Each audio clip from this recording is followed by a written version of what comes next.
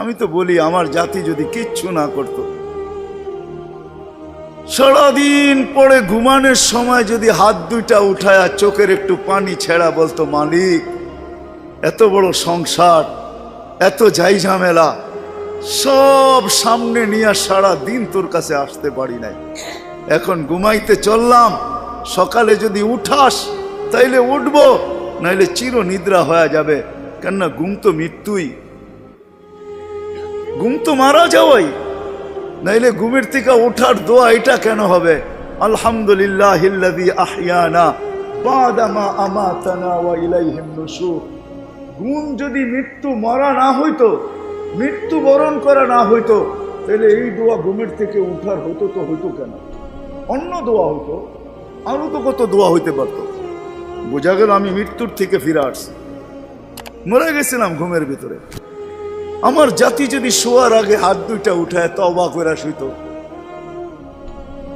নারী পুরুষ নির্বিশেষে, এইখানে তো এই বিশাল ওই মাথা পর্যন্ত একজনও পাওয়া যাবে কিনা যে ডেলি আমি ঘুমানোর আগে কমসে কম একটু হাত উঠায় তওবা করে হইলেও ঘুমাই, আল্লাহকে বইলা ঘুমাই, আল্লাহ যেমন করার ছিল সারাদিন করতে পারি নাই, যেমন পড়ার ছিল পড়তে পারি নাই, তোমার দিকে ছুটার ছিল ছুটতে পারি নাই, আমি কিন্তু মাপ চায় ঘুমাইতেছি। যদি উঠায় নাও ঘুমের ভিতরে, তাইলে ওদের অন্তর্ভুক্ত করো যাদের ব্যাপারে তুমি নিজেই কোরআনে বলছো ইউহিব্বুত তাওয়াবিন ওয়া ইউহিব্বুল মুতাতাহহিরিন। তুমি তওবাকারীকে ভালোবাসো, আমাকেও ভালোবাসার চাদর দিয়া ডাইবেন। আমার জাতি যদি ঘুমানোর সময় একটু তওবা করে ঘুমাইতো, একজনও তো হাত উঠাইতে পারবে না যে আমি ঘুমানোর সময় ডেলি তওবা করে ঘুমাই, তওবায় আমি অভ্যস্ত। যুবক আসো, ভাবো, সবার পায়ে হাত রাখা বলতেছি, যে যে স্থানে আছি, যার যতটুকু পজিশন দুনিয়াতে, রিক্সা চালাও, তুমিও ভাবো যে এই ছোট জীবনটা কেন দিলেন? বাবা উচিত কেন দিলেন? ওই জান্নাত পাওয়ার জন্য দিলেন। বলে আপনি কি করে বলেন? এই জন্যই বলি, কেন আমাদের যাত্রা জান্নাত থেকে, আমরা জান্নাতে যাব। আদম আলাইহিস সালাম জান্নাত থেকে যাত্রা শুরু করছেন, আবার উনি ফিরা জান্নাতেই যাবেন। আমাদেরকে যদি আল্লাহ জান্নাত না দিবে, তাহলে মুসলমানের ঘরে আমার অস্তিত্ব দিল তো দিল কেন? আমি তো ডিমান্ড নোটও ভরি নাই, আমি তো আল্লাহর কাছে চাইও নাই, আমি তো আল্লাহর কাছে অনুরোধও করি নাই। আল্লাহ সদ ইচ্ছায় আমাকে মুসলমানের ঘরে পাঠাইছেন। দুনিয়াতে পা রাখতে দেরি, আজান একামতের ধ্বনি আমার কানে আসতে দেরি হয় নাই। কিন্তু সব সত্য, কিন্তু এটাও সত্য আমি সবকিছু পাওয়ার পরে হারায় গেলাম, আল্লাহকে ভুলা গেলাম। এই জন্যই কোরআন আমাদের কানে ধ্বনি দেয়, কুতিলাল ইনসানু মা আকফারা। ও মানুষ, তুই অকৃতজ্ঞ হইলি তো হইলি কি করে? উচিত তো ছিল ফল আসলে গাছ আরো ঝুঁকবে, ফল আসলে আরো ঝুঁকবে। উচিত তো ছিল শিক্ষিত মানুষগুলা শিক্ষিত হইয়া 24 ঘন্টা আল্লাহর কুদরতি পায়ে পড়া থাকবে। উচিত তো ছিল ধনী ধন পাওয়ার পরে আল্লাহর কাছে কাছে থাকবে। উচিত তো ছিল যুবক যৌবন পাওয়ার পরে আল্লাহর কুদরতি পায়ে যায় মাথা ঠেকায় দিবে, মালিক তুই আমাকে যৌবন দিছিস, দূরে যাই তো যাই কি করা, যৌবন তো তোরই দেওয়া। 24 ঘন্টা আমাদের উপরে রহমতের বৃষ্টি বর্ষিত হইতে থাকে। তারপরও আমাদের সমাজের মানুষগুলা একটু ভাবে না, একটু চিন্তা করে না এই ছোট জীবনটা কেন দিল। আসলাম আর যাব।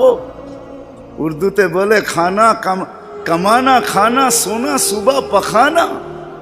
এটার জন্য তো দুনিয়ায় দেন নাই, জীবনটা দেন নাই যে কামাবো, খাবো, ঘুমাবো, আর সকালে খালি করব, আবার কামানোর জন্য ছুটবো। মা বোনরা হয়তো একটা আটটা বেশি করে, পকানা সাজনা সাজানা, খানা খিলানা, সোনা, আর পরেরটা তো সবারই সমান। এতটুকু হয়তো মা বোনদের দুই একটা বেশি, চার চারা তো পুরুষের সমানই। এই জন্য জীবনটা না। আসেন ভাবুন, কোন দিন এটা ফুরায়া যাবে কেউ জানবে না। মৌত কারো কাছে মিস কল দিয়ে আসে না। দুনিয়ার কোনো ব্যক্তিত্ব নাই, একজন ব্যক্তিত্ব ছিলেন, মৃত্যু যার কাছে বইলা আসতে হয়েছে। আল্লাহ নিজে বলছেন মালাকুল মৌতকে, বন্ধুর কাছে যাবে, অনুমতি দিলে ঢুকবে, নাইলে ঢুকবে না। অনুমতি নিয়ে বুকে হাত রাখবে, নাইলে রাখবে না। আমার বন্ধুর অনুমতি ছাড়া হাত রাখবে না বুকে।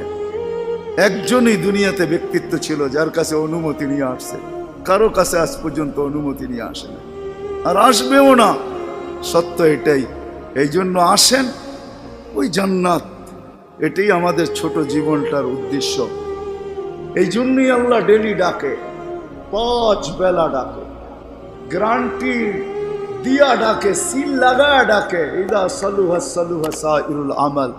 5 ওয়াক্ত নামাজ যদি এই উম্মত কমপ্লিট করে দেখাইতে পারে, তো আল্লাহ আমাদের নবীজির সাথে ওয়াদা করছেন, আমিও আপনার উম্মতের জীবনকে কমপ্লিট বলে লেখা দিব।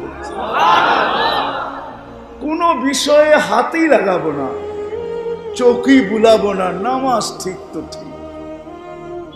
মুহাম্মদুর রাসূলুল্লাহ সাল্লাল্লাহু আলাইহি ওয়াসাল্লাম এই জন্যই আসছে, এই জন্যই জীবনটা ভর চোখের পানি ঝরাইছেন, এখনো জড়াইতেছে। কিয়ামতের মাঠে আমাদেরকে নিয়ে চিৎকার দিবে, উম্মতি উম্মতি বলে চিৎকার দিবে।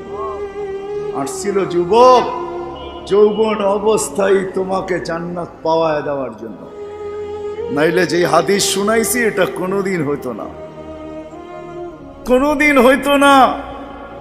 যৌবন আসতে দেরি, পাইতে দেরি, তোমাকে জান্নাতের নিচে গ্যালারি বুকিং দিতে দেরি হবে না। তোমার জন্য আরশের নিচে তোমার জন্য গ্যালারি বুকিং হবে, সুপার ডিলাক্স গ্যালারি। সাবাতু ইয়াদিল্লুহুমুল্লাহু তাহতা দিল্লি আরশি ইয়াউমা লা দিল্লা ইল্লা দিল্লু শাবুন নাশা ফি ইবাদাতিল্লাহ। ওই যুবক যে দুনিয়ার এই গান্দা জিনিসের থেকে 60-70 বছরের জন্য চোখ বন্ধ করে নিছে, কান বন্ধ করে নিছে, জবান বন্ধ করে নিয়ে দৌড় লাগাইছে, আল্লাহ বলে তোমাকে আরশের নিচের সুপার ডিলাক্স গ্যালারিতে জায়গা দিবে। কিয়ামতের দিন ওইখানে জায়গা দিবে। হ্যাঁ, ওইখানে শুধু খালি মুখে বসে থাকতে হবে না, সব থাকবে ওইখানে, সব খাইতে থাকবে, সব বুক করতে থাকবে। আমল নামা উঠতে উঠতে ডাইনাতে চলে আসবে, তোমার যাইতেও হবে না, উঠতে উঠতে ফেরেশতা নিয়ে আসবে হাতে, ডাইন হাতে। আজকে যেরকম ছক্কা মারলে তোমরা বাজার গরম করে ফেলো, মহল্লা গরম করে ফেলো, ঠিক না? আরে বোঝো তো আমার কথা, কার ছক্কা? ক্রিকেটে দেখো না মাঝে মাঝে তোমাদের পছন্দের প্লেয়ার যদি ছক্কা মারে বা টিম যদি ছক্কা মারে, তাহলে পুরো বাজার গরম করে ফেলো, ঠিক না? আমল নামা ডাইনাতে আসতে দেরি, আরশের নিচ গরম করতে দেরি করবে না। উমুকরা উ কিতাবিয়া বলে একটা চিৎকার দিবে, আরশ পর্যন্ত কাইপা উঠবে। আল্লাহ মুস্কি মুস্কি হাসবে যে দেখো কি চিৎকার দিতেছে। ডাইনাতে চলে আসবে, আম্মা মান উতিয়া কিতাবাহু বিয়ামিনি। ডাইনাতে আসতে দেরি, চিৎকার দিতে দেরি হবে না। এটা চিৎকার, খুশির চিৎকার, উমুকরা ও কিতাবিয়া। আর শুধু এটাই না, ওইখানে যে নাস্তাও খাবে। বললাম না খাওন আছে, খাওন আরশের নিচে। জান্নাতের মাছের কলিজার কাবাব আর জান্নাতের রুটি খাওয়াবে। ফেরেশতারা আয়সা বলবে আল্লাহর ওলি দুপুরের খানা জান্নাতে খাইতে হবে। এইখানে বৈশা বৈশা একজন আরেকজনের দেখায় সময় কাটাইলে চলবে না। জিজ্ঞাসা করবে কি পাকাইছে আল্লাহ দুপুরে? জাবাহা লাকুম সাওরাল জান্নাত, জান্নাতের ষাঁড় জবাব। জিজ্ঞাসা করবে কোথার থেকে আনছে? আমাদের আমিন বাজার মিরপুর থেকে। কেন? রব্বা হাফি আকনাফিল জান্নাহ, জান্নাতের কোনায় কোনায় বিচরণ হয়ে বড় হয়েছে। জিজ্ঞাসা করবে কি গাছ খাওয়াইছে আল্লাহ? ফেরেশতারা বলবে হাশিশ আর জাফরান, পিওর জাফরানের গাছ খাওয়া বড় হয়েছে। বর্ণনা শোনার পরে মুখে পানি এসে পড়বে, উঠবে জান্নাতে যাওয়ার জন্য, উঠতে দেরি। নূরুহুম ইয়াসা, ওই দিন নামাজের মজা বুঝে আসবে, ওই দিন উজুর মজা বুঝে আসবে। যেইখানে উজুর ব্যবহার হয়েছে ওইখান থেকে নূর ফুটা বাহির হবে, যেই জায়গা নামাজে ব্যবহার হয়েছে ওখান থেকে নূর ফুটা বাহির হবে। দোজকের পাশে যাবে, দুনিয়ায় কি রংবাজ। দুজক যখন জিজ্ঞাসা করবে তোমরা কারা, তো সব রং বুড়াও রংবাজ হয়ে যাবে। রংবাজ বোঝেন তো? দুজকের পরিচয় দিবে, চিনো না বুঝি আমার ঘরে? হ্যাঁ চিনো না? নিজেকে পরিচয় দিবে ঘন্টা ভর, তারপরে দুজক বলবে মাপ চাই বাবা, জিজ্ঞাসা করেও বিপদে পড়ছে। তোমরা ধীর গতিতে পার হবে না, দ্রুত গতিতে পার হবে। কাইলা তাশউর, এমন না যে পদ্মা ব্রিজ নতুন দেখতে গেছো, গাড়িওয়ালা করে বলছে আস্তে আস্তে চালা, একটু দেখালোই, আবার কবে আইনা নাই, ঠিক না? ওটার ভিতরে লেখা আছে কিন্তু কত মাইল স্পিরিটে চালাইতে হবে, এর চেয়ে কম দাঁড়াইলে খবর আছে, সিসি ক্যামেরা লাগাইয়া দিছে। কিন্তু দুযোগও বলবে দীর্ঘতিতে যেও না, আগুন নিভা যাবে, তোমরা এরম দত্তিতে পার হবে যে খবরই না হয়, উঠবে আর ওই পারে যে ঠক করে লেগে যাবে। আর ফেরেশতারা প্রটোকল দেওয়ার জন্য দাঁড়ায় থাকবে। ওয়াসিকাল্লাযীনা তাকাউ রাব্বাহুম ইলাল জান্নাতি সুমারা হাত্তা ইযা জাউহা ফুতিহাত আবওয়াবুহা ওয়া ক্বালা লাহুম খাজানাতুহা সালাম। ফেরেশতারা প্রটোকল দিবে, বলবে চিরদিনের লেগে ঢোকো জান্নাতে। আমাদের নবীজি এটাও জানায় দিয়েছেন এই উম্মতকে, শুধু আমাদের নবীজি আর এই উম্মতকে, যুবক তোমাদের জান্ডা কিন্তু হাসান হুসাইনের হাতে থাকবে, মজা অন্যরকম হবে। মা বোনদের জান্ডা ফাতেমা রাদিয়াল্লাহু তাআলা আনহার হাতে থাকবে। আমাদের বয়স্কদের জান্ডা আবু বকর আর ওমর রাদিয়াল্লাহু তাআলা আনহুমার হাতে থাকবে। আল্লাহর নবীজি আগে আগে থাকবে। ওয়াস্তাকবিলুনি উম্মতি রব্বি, আল্লাহ জান্নাতের গেটে আমাদেরকে স্বাগত জানাবে। কেমন হবে? সর্বশেষ যে জান্নাতে যাবে, সর্বশেষ, শেষ পড়ে আর কেউ যাবে না। ও যখন জান্নাতের দরজায় যাবে, হুর দেইকা 40 বছর তাকায় থাকবে, খালি রূপ দেইকা 40 বছরের লেগে ট্যা হয়ে যাবে, ট্যা। 40 বছর পরে হুর ওর গালের ভিতরে চিমটিকাইটা বলবে, খালি দেখবি আর কিছু কাহিনী নাই, আর কত দেখবি তুই আমারে, চল ভিতরে। ওই জান্নাতের জন্য ছোট জীবনটা দিছে, ওটার জন্যই যার কাছে যে যেই অবস্থানে, এই অবস্থানটা ওই জান্নাতের জন্য কাটাবে কিভাবে, এটার জন্য মুহাম্মাদুর রাসূলুল্লাহ সাল্লাল্লাহু আলাইহি ওয়াসাল্লাম। আমি তো বলি যুবক, হায় এই জীবনে তো কতবারই চুল কাটলা, ঠিক না? কাটো নাই চুল? হ্যাঁ, কমসে কম তো ঈদে কাটো, ঠিক না? আজ পর্যন্ত সেলুনে যে কোনোদিন বলছো যে আজকে তোদের যতগুলা ডিজাইন আছে এগুলা সরা? ও যদি বলে তোর মাথায় কি হলো, কয় না না সরা তুই এই ডিজাইন। আজকে আমি নিয়ত করে আসছি আমার চুল কাটবো আমার নবীর ডিজাইনে, আমাকে কাটা দিবি। একজন যুবক দেখুক, বলো কসম খোদার, যদি তুমি নবীর মহব্বতে একদিন চুলও কাটতে পারো, তাহলে আমি জানি তোমার যদি ঈমান নিয়ে মরতে পারো, একদিনের চুল কাটা তোমাকে জান্নাতে নিয়ে যাবে। নবীর আদর্শ আল্লাহর কাছে বড় প্রিয়।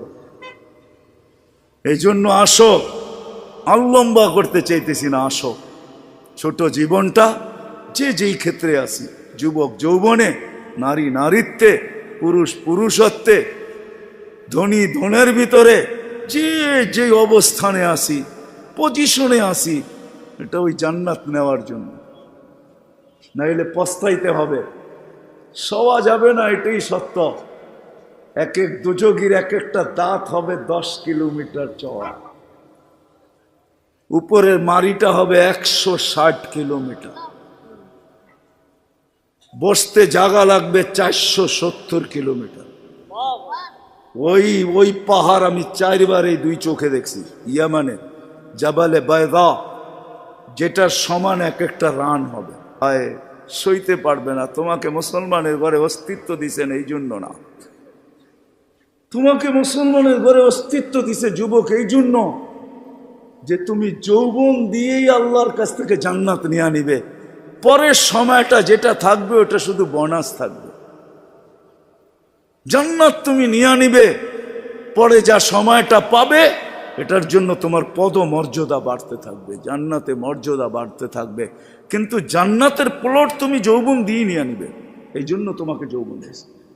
আসো আজকে সবাই মিলে অঙ্গীকার করি, বুলার রাস্তার থেকে ফিরে আসি আর ভাবি যে আমাকে কিন্তু জান্নাত নিয়ে যেতে হবে। ওইখানে কোনো পরিচয় চলবে না, যদি চলতো তাহলে একটা কথা বলেই শেষ করতেছি, দুনিয়ার কারো যদি নাও চলতো তাহলে আবু তালেবের জন্য চলতো পরিচয়। আবু তালেবের চলতো, যেই নবীর পিঠের ছোঁয়া পাইলে ভাগ্য খোলে, আল্লাহর রসুল খেজুর গাছে পিঠ লাগায় জুমার খুতবা পড়তেন। যেই দিন মেম্বরে উঠছেন, পা রাখছেন, খেজুর গাছ বাচ্চার মতো ফুফায় ফুফায় কাঁদতেছিল, বিলাপ করতেছিল, আমাকে বঞ্চিত করলেন কেন? পেটের ছোঁয়া দিতেছিলেন, ধন্য হইতেছিলাম, কেন বঞ্চিত করলেন? মেম্বরে কেন পা দিলেন? আল্লাহর রসুল সান্ত্বনা দিতে দিতে এই পর্যন্ত সান্ত্বনা দেওয়ার পরে কান্না থামছে যে তোকে আমি জান্নাতে নিয়ে যাব। দুনিয়াতে তুই খেজুর খাওয়াইতে পারিস না, তুই জান্নাতে খেজুর দিবি, আমি খাবো। ওই আবু তালেবই আল্লাহ রসুলের ছোঁয়ায় ধন্য হতো। 44 বৎসর চাচার সিনায় থাইকা বড় হয়েছেন। 44 বৎসর পর্যন্ত চাচার সিনায় ছিল। ও যুবক, আমি চুল কাটার কথা এই জন্য বলতেছিলাম। আনাস ইবনে মালিক রাদিয়াল্লাহু তাআলা আনহু বলেন, আল্লাহর রসুল আমার ঘরে আসছে, আমি দস্তরখান বিছায়া দিছি, খাইছেন, দস্তরখান দিয়ে হাত মুছছেন। ওই দিন থেকে নিয়ে আজ পর্যন্ত যতদিন বেঁচে থাকবো দস্তরখানকে পানি আর সাবান দিয়ে আমি পরিষ্কার করি না, আর করবো না। যখনই ময়লা হয় আমি আগুনে নিক্ষেপ করি, আগুন ময়লা খায়া ছাই করে ফেলে, আমাকে চকচকে দস্তরখান ফেরত দেয়। একটা সুতাও জ্বালানোর ক্ষমতা রাখে না। যেই রসুলের হাতের ছোঁয়া পাইলে দুনিয়ার আগুন, দুনিয়ার সুতা পড়তে পারে না। তুমি যদি ওই রসুলের স্টাইলে চুল কাটো তো দুজক তোমাকে ধরবে, তো ধরবে করতে পারে। আমার কাছে লজিক আছে, যুক্তি আছে। আসো, কোনো পরিচয় চলবে না, চলবে শুধু মুহাম্মদুর রাসূলুল্লাহ, তার আদর্শ চলবে। এই জন্য আসেন, ওয়াদা করি আজকের থেকে যে আমি আমার জীবনটাকে আল্লাহর রসুলের আদর্শে যে জায়গায় আছি, গরিব গুরবতের ভিতরে থেকে, হায় গরিব তো ভাবে দুনিয়াও পেলাম না, আমিও ভাবি গরিব দুনিয়াও পাইল না, আখেরাত যেন হাতছাড়া না হয়। কিয়ামতের মাঠের আধিপত্য গরিবদেরই থাকবে। একটাই সম্প্রদায় কিয়ামতের মাঠে যাদের হিসাব কিতাব হবে না, কানে কানে ফেরেশতা বলবে ইনতালিকু ইলাল জান্নাতি বিগাইরি হিসাব ওয়ালা কিতাব, তোমাদের হিসাবও নাই কিতাবও নাই, চলো জান্নাতে চলো। এই জন্যই আল্লাহ রসুল গরিবদের ভিতরে উঠতে চাইছেন। অহশুরনি ফি জুমরাতিল মাসাকিন, হিসাব কিতাব নাই। শুধু এইখানেই শেষ না, আল্লাহ বলবে তামাত্তাউ 500 আম হাত্তা ইয়াদখুলাল আগনিয়া, দুনিয়াওয়ালারা দুনিয়ায় ভোগ করছে 60-70 বৎসর, তোদেরকে দেখায় দেখায়, তোরা খাবি 500 বৎসর ওদেরকে দেখায় দেখায়। 500 বৎসর পরে ধনীদেরকে যেতে দিবে। এই পাশে বসায় রাখবে, বলে বসো আর দেখো ভিতরে কি করে। গরিব বড় বড় বার্গার লইব, 2 হাতে ধরে টানবো আর খাইব। বড় বড় গ্রিল লইব, দুনিয়ার যত খানা জান্নাতের এটা লইব, আর লম্বা লম্বা টান দিব আর দেখাইব আর চোখে টিপি দিব। কি বেরিয়েছেন কেন? ঠিক না? আমি তো মাঝে মাঝে বলি, হুজুররা কি বলবে জানি না, হুরেরও যদি আয়ে বলবো পরে অনেক সময় আছে তোর লোকে দেখা করার, যা এখন 500 বছর খাওয়ার অনুমতি দিছে, দুনিয়ার 60টা মিটায় লই, 500 বছর খায়া লই, পরে দেখা করবো বাগেন থেকে। হুরের কাছেও যাবে না। আল্লাহ ওই গরিবকেও ওই ক্ষেত্র দিছেন, ধনীর জন্যও দিছেন। ধনীর জন্য যে দেন না এমন না, তাহলে ফুসাইল ইবনে ইয়াজ রহমতুল্লাহ আলাইহি বলতেন না, আমাদের সমাজের বিত্তশালীরা যদি গরিবের বাড়িতে যায় আর যা তালাশ করে কার ঘরে কি পাক হইল কি হইল না, আল্লাহর রসুল বলে তুবাল আমির আলা বাবিল ফকির, এর চেয়ে উত্তম ধনী কেউ নাই যে গরিবের দরজায় যায় খটখটায়। ফুজাইল ইবনে ইয়াজ বলে তুমি 1 লোকমা ক্ষুধার্তের মুখে উঠায় দিবা, লোকমাতুন ফি বাতনিন যায় খায়রুম মিন বিনাই জামে, একজন আল্লাহর ঘর বানায় যা না পাবে, তুমি গরিবের ক্ষুধার্তের মুখে 1 লোকমা উঠায় দিয়ে এর চেয়ে বেশি সওয়াব পাবে। আল্লাহর ঘর বানাইলে জান্নাত পাওয়া যায়, গরিবের মুখে 1 লোকমা খানা উঠায় দিয়েও জান্নাত পাওয়া যায়। হাদিসে কুদসি আছে, আল্লাহ বলে আমি ক্ষুধার্ত ছিলাম, তুমি কেন খাওয়াইলে না? তো বান্দা বলবে আপনি, সুবহান, আপনি আবার ক্ষুধার্ত? তা আল্লাহ মানুষ সামনে নিয়ে আসবে, এ ক্ষুধার্ত ছিল, তোমার কাছে হাত পাচ্ছে, তুমি ধাক্কা দিয়া বাহির করে দিছো, একে খাওয়াইলে আমাকে খাওয়ানো হতো। জিজ্ঞেস করেন হাদিস আছে না নাই? আমি কাপড়হীন ছিলাম, তুমি কেন আমাকে কাপড় পরাইলে না? ধনীকেও ধন দিছেন এই জন্য, শিক্ষিতকেও শিক্ষা দিছেন এই জন্য। আসেন, অর্জন করব তো, শিখবো তো, পাক্কা ওয়াদা? নামান সর্বশেষ ওয়াদা, আজকের থেকে নামাজ ছাড়বো না। ওয়াদা, কিন্তু ওয়াদা হইলে উঠান, নাইলে উঠান না। আজকের থেকে নামাজ কোনো মতে ছাড়বো না। আর সর্বশেষ কথা, আলেম ওলামাদের কাছ থেকে শিখ।